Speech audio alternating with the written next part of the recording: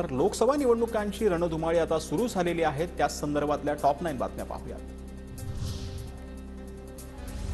सुप्रिया सुळेंकडून बारामती लोकसभेसाठी स्वतःची उमेदवारी जाहीर। तुतारी चिन्हासह स्वतःच्या नावाचं सुप्रिया सुळेंकडून स्टेटस शेअर।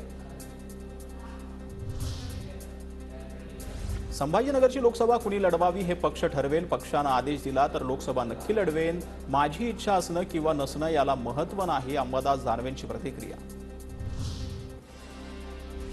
भाजपच्या केंद्रीय निवडणूक समितीची मोदी शहांच्या नेतृत्वात 4.5 तास बैठक। पहाटे 3:30 पर्यंत चालली बैठक। 16 राज्यांच्या लोकसभा उमेदवारांच्या नावावर शिक्कामोर्तब। महाराष्ट्रासंदर्भात मात्र चर्चा नाही। भाजपच्या लोकसभा उमेदवारांची पहिली यादी आज जाहीर होण्याची शक्यता।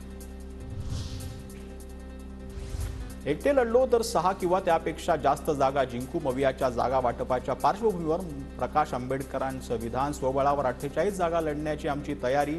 प्रकाश आंबेडकरांचा स्वबळाचा नारा कायम। तर तुटलेल्या पक्षांनी आपली ताकद पाहावी आणि मग जागा मागाव्या। प्रकाश आंबेडकरांचा ठाकरे गट आणि शरद पवार गटाला टोमणा। अमोल कोल्हेंसाठी शरद पवार मैदानात। अजित पवारांनी शिरूर लोकसभा निवडणूक प्रतिष्ठेची केली। पवारांनी घेतली शिरूरमधील पदाधिकारी आणि कार्यकर्त्यांची बैठक। रश्मी शुक्ला आणि संघ या एकाच नाण्याच्या दोन बाजू। रश्मी शुक्ला संघ मुख्यालयात का गेल्या हे नवीन सांगण्याची गरज नाही। संजय राऊतांची पोलीस महासंचालक रश्मी शुक्लांवर टीका।